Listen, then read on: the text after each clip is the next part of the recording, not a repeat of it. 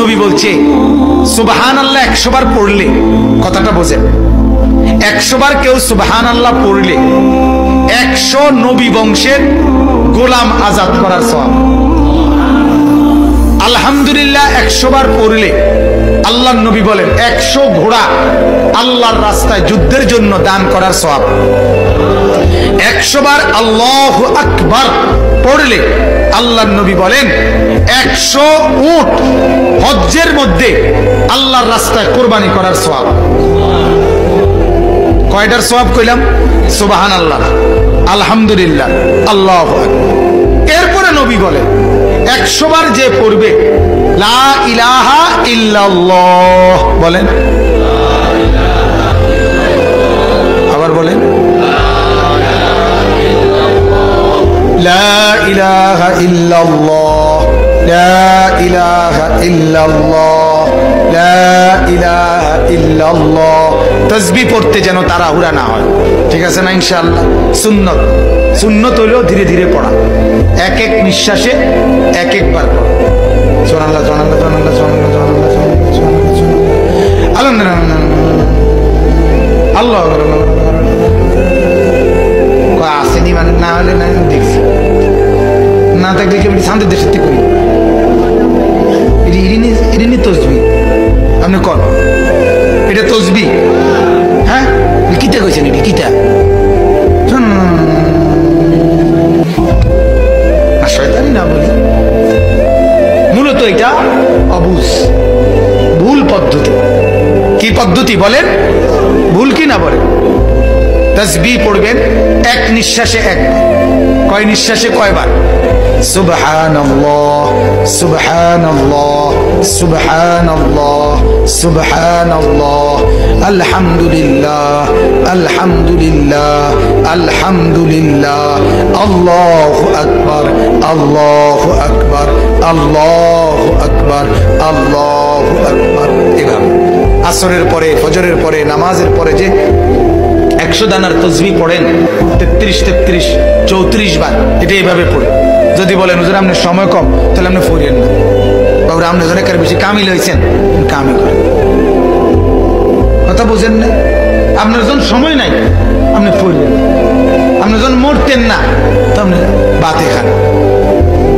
এই জন্য ধীরে ধীরে পড়া। তো বলতেছিলাম 100 বার কেউ যদি কি পড়ে লা ইলাহা ইল্লাল্লাহ, লা ইলাহা ইল্লাল্লাহ, আল্লাহর নবী বলেন আমার উম্মত 100 বার সুবহানাল্লাহর নেকি তো হিসাব করে বললাম, 100 বার আলহামদুলিল্লাহর নেকি তো বললাম, 100 বার আল্লাহু আকবারের নেকি তো বললাম।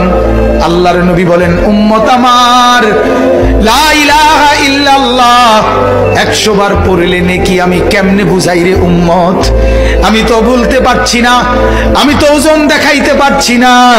আল্লাহর নবী বলেন আমার উম্মত 100 বার যদি পড়ো লা ইলাহা ইল্লাল্লাহ তামলাউ মা বাইনাস সামাই ওয়াল আরদ, 7 আসমান ও জমিনের ফাঁকা জায়গাটা নেকিতে পূর্ণ হবে।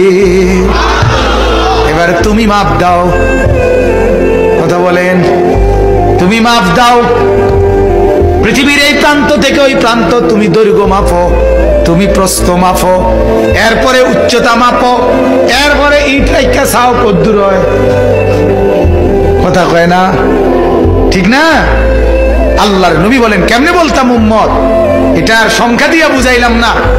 ওইটা তো 100 ঘোড়া বলছি, ওইটা তো 100 উট বলছি, ওইটা তো 100 গোলাম বলছি, এটার সংখ্যা দিয়া বুঝাইতে পারলাম না।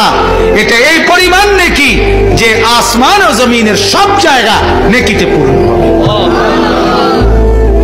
বলেন আলহামদুলিল্লাহ।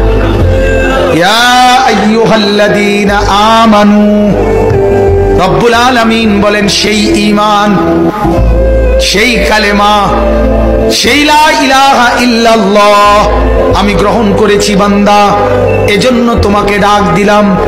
এবার আল্লাহ বলেন ঈমান তোমার বুঝ পাইলাম, এবার আমি আল্লাহ তোমাকে জান্নাত দিতে চাই।